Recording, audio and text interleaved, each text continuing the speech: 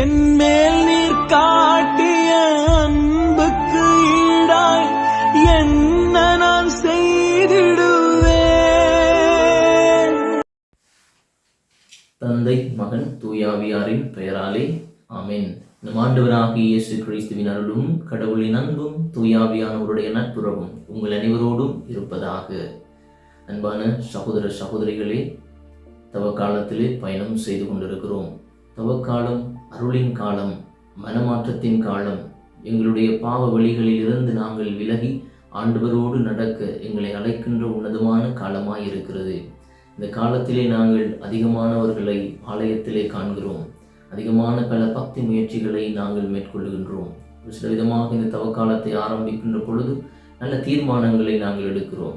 அதாவது 40 நாட்களும் திருப்பலியிலே பங்கு கொள்ள வேண்டும், திருச்சிலுவை பாதை செய்ய வேண்டும், கல்வாரி திருத்தலங்களை நோக்கிய யாத்திரைக்கு செல்ல வேண்டும், அதே போன்று பிறன்பு காரியங்களில் ஈடுபட வேண்டும், அதிகமாக கோபப்படக்கூடாது, அடுத்தவருடைய அன்போடு பழக வேண்டும், அடுத்தவரை பற்றி புறம் கூறக்கூடாது, மற்றவர்களுக்கு நல்லதை நினைக்க வேண்டும், அவர்களை பற்றி நல்லதை நாங்கள் கதைக்க வேண்டும் என்றெல்லாம் பல நல்ல தீர்மானங்களை நாங்கள் மேற்கொண்டு இந்த நாட்களிலே பரிசுத்தமாய் வாழ முயற்சி எடுக்கிறோம். அன்பானவர்களே, ஆண்டவர் எங்கள் ஒவ்வொருவருடைய முயற்சியும் ஆண்டவர் ஆசீர்வதிக்கிறார்.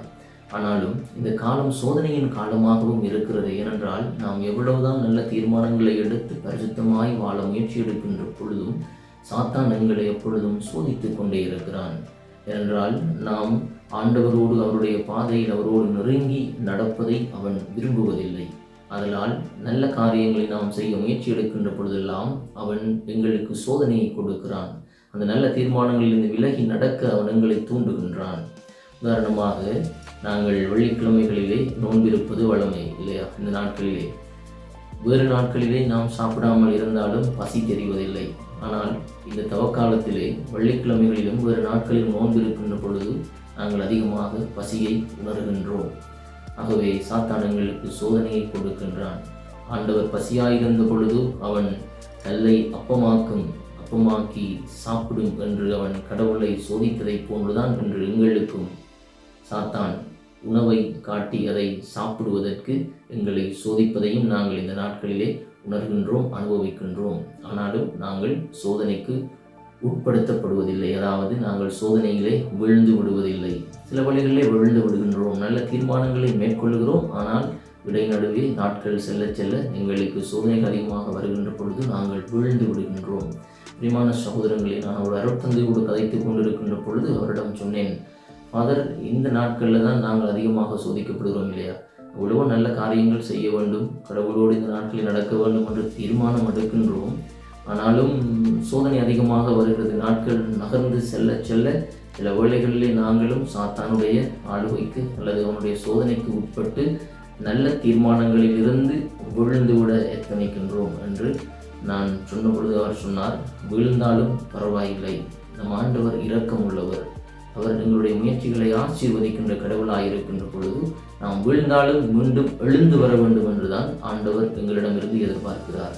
அவரும் சிலுவை பயணத்தின் போது, அவர் கொல்கொதா நோக்கிய பயணத்தின் பொழுது சிலுவையை சுமந்து சென்ற பொழுது ஆண்டவரும் வீழ்ந்தார். அப்படியே வீழ்ந்து இருக்கவில்லை, மாறாக அவர் எழுந்து நடந்தார். அதே போன்று நாங்களும் நல்ல தீர்மானங்களை எடுத்து நாங்கள் வீழ்ந்திருந்தால், சில வேளைகள் அதை கடைபிடிக்க முடியாமல் எங்களுக்கு போயிருந்தாலும் பரவாயில்லை, மீண்டும் அதை நாங்கள் முயற்சி செய்ய வேண்டும். என்று நான் தவறி இருந்தால் அப்படியே நான் தவறிவிட்டேன் என்பதற்காக அதை கைவிட்டு விடக்கூடாது. மாறாக நாளை இருக்கிறது, இன்னும் 4 வாரங்கள் எங்களுக்கு இந்த தவக்காலத்தில் இருக்கிறது. இந்த நாட்களில் நான் எழுந்து நடப்பேன் என்கின்ற அந்த உறுதியான திடமனம் எங்களுக்கு வேண்டும். அதைத்தான் ஆண்டவர் எங்களிடமிருந்து எதிர்பார்க்கிறார். வீழ்ந்து விட்டால் வீழ்ந்து கிடக்கக்கூடாது, மாறாக எழுந்து நாங்கள் நடப்பவர்களாய் இருக்க வேண்டும். ஆகவே இயேசுவுக்குள் பிரியமான அன்பு சகோதரங்களே, இந்த நாட்களிலே நாங்கள் கடவுளோடு கூட அவருடைய பாதையிலே நடக்க நாங்கள் முயற்சி எடுப்போம். இந்த நாட்களிலே ஆண்டவருடைய வார்த்தைகளை தியானிக்கின்ற பொழுது ஆண்டவர் நாங்கள் எப்படி வாழ வேண்டும், எப்படி கிறிஸ்தவர்களாய் கிறிஸ்தவ மனப்பான்மையோடு வாழ வேண்டும் என்று ஆண்டவர் கற்றுக் கொடுக்கிறார். இந்த நாட்களிலே மிகவும் அழகான நற்செய்தி வாசகங்களை நாங்கள் வாசிக்கிறோம். லூக்கா நற்செய்தி 6வது அதிகாரம் 36 தொடக்கம் 38 வருகின்ற வாக்கியங்களை நாங்கள் வாசிக்கின்ற பொழுது ஆண்டவர் சொல்லுகிறார், தந்தை இரக்கமுள்ளவராய் இருப்பது போல நீங்களும் இரக்கமுள்ளவர்களாய் இருங்கள், மன்னியுங்கள், அப்பொழுது நீங்களும் மன்னிப்பு பெறுவீர்கள். கொடுங்கள், உங்களுக்கு கொடுக்கப்படும். பிறரை தீர்ப்பிடாதீர்கள், அப்பொழுதுதான் நீங்களும் தீர்ப்புக்கு உள்ளாக மாட்டீர்கள். கொடுக்கின்ற பொழுது மீண்டும் எனக்கு கிடைக்கும் அல்லது நாங்கள் மீளப் பெறுவோம் என்கின்ற மனப்பான்மையோடு கொடுக்கக்கூடாது.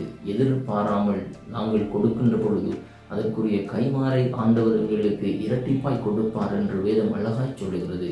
ஆண்டவர் இயேசுவுக்குள்ளே பிரியமான அன்பு சகோதர சகோதரிகளை, தவக்காலத்திலே நாங்கள் பயணம் செய்கின்ற பொழுது பிறரை மன்னிப்பவர்களாக இருப்போம். ஏனென்றால் இந்த உலகத்திலே நாங்கள் வாழுகின்ற பொழுது அடுத்தவரை மன்னிக்க முடியாமல் கஷ்டப்படுகிறோம். சில வேளை எங்களுடைய வீடுகளிலே நாங்கள் வாழுகின்றோம், 4 சுவருக்குள்ளே நாங்கள் வாழ்ந்தாலும் மன்னிக்க கஷ்டப்படுகின்றோம். இந்த மன்னிப்பு இல்லாமல் வீட்டிலே அமைதியை மகிழ்ச்சியை இழந்து வாழ்ந்து கொண்டிருக்கிறோம். ஆகவே நாங்கள் அடுத்தவரை மன்னிப்பதன் வழியாகத்தான் மன திருப்தியை மன்னிப்பை நாங்கள் பெற்றுக்கொள்ள முடியும் என்பதை உணர வேண்டும். அதைத்தான் வார்த்தைகள் அழகாய் எங்களுக்கு சொல்லுகிறது.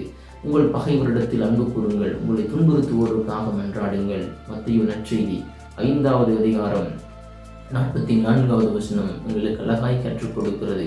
ஆகவே தவக்காலத்திலே பயணம் செய்கின்ற நாங்கள் மன்னித்து ஏற்றுக்கொண்டு அன்பு செய்து பிறன்பு காரியங்கள் செய்து அடுத்தவரை பற்றி நன்மையான காரியங்களை நாங்கள் பேசி இந்த நாட்களிலே கடவுளோடு கூட நாங்கள் நடப்போம். ஆண்டவர் இயேசுவுக்குள்ளே பிரியமான அன்பு சகோதரங்களே, இந்த நாட்களிலே நாங்களும் இந்த இடத்துல இருந்து படித்து கொண்டிருக்கிறோம். பல சோதனைகளுக்கு நாங்களும் உட்படுத்தப்படுகின்றோம். காலையில் எழுந்து நாங்கள் கல்லூரிக்கு செல்ல வேண்டும். அங்கே காலையிலிருந்து மாலை வரைக்கும் எங்களுக்கு வகுப்புகள் நடைபெறுகின்றன. பிற மொழிகளை நாங்கள் கற்க வேண்டும். அந்த மொழியிலே தான் நாங்கள் இறையிலையும் கற்க வேண்டிய ஒரு சூழ்நிலை இருக்கின்ற பொழுது சில வேளைகளிலே அது எங்களுக்கு சில மன அழுத்தங்களை அது கொண்டு வருவதாக அல்லது உருவாக்குவதாக இருக்கும். ஆனாலும் நாங்கள் கடவுள் மீது நம்பிக்கை வைத்து நடக்கின்ற பொழுது ஆண்டவர் சரியான பாதையை காட்டுகின்றார். உங்கள் எல்லோருக்கும் இங்கே இருக்கின்ற கிட்டத்தட்ட நாங்கள் 160 குருக்கள் உலகம் முழுவதுமாக இருந்து 160 குருக்கள் இங்கே இருக்கின்றோம். நாங்கள் பங்கேற்கின்ற திருப்பலி, ஒவ்வொரு நாளும் பங்கு கொள்ளுகின்ற திருப்பலி, நாங்கள் உற்று நோக்குகின்ற ஆண்டவர் இயேசுவினுடைய பாடுகளின் திருச்சிலுவை, இவை எங்களுக்கு தேவையான பலத்தை, இவை எங்களுக்கு தேவையான ஆன்ம திருப்தியை, இவை எங்களுக்கு தேவையான சக்தியை எங்களுக்கு கொடுக்கிறது. ஆண்டவர் இயேசுவுக்குள் பிரியமான அன்பு சகோதரர்களே, சோதனைக்கு உட்படாதவாறு விழித்திருந்து மன்றாடுங்கள் என்று ஆண்டவர் சொல்லியது போல இந்த நாட்களிலே நாங்கள் தவறி விழாமல் தொடர்ந்து என்ன சூழ்நிலையாக இருந்தாலும் நாங்கள் தவறி விழுந்தாலும் மீண்டும் எழுந்து நடக்கின்றவர்களாய் இருக்க இந்த நாட்களிலே விசடவிதமாய் மன்றாடுவோம். நாம் கடந்து செல்லுகின்ற காலம் சோதனையின் காலமாய் இருக்கின்ற பொழுது ஆண்டவர் சோதிக்கப்பட்ட போதும் அவர் அந்த சோதனையிலே விழுந்து விடவில்லை. அவர் எழுந்து நடந்ததை போன்று நாங்களும் மீண்டும் எழுந்து நடக்க இறைவன் எங்களை அன்பு செய்து வழி நடத்த மன்றாடுவோம். அன்பான ஆண்டவரே, நீர் எங்களுக்கு கொடுத்திருக்கின்ற இந்த அருளின் காலமான தவக்காலத்திற்காய் நன்றி சொல்லுகிறோம். எங்களுக்காய் நீர் பாடுகள் பட்டு சிலுவையிலே அறையுண்டு மரித்தீர்.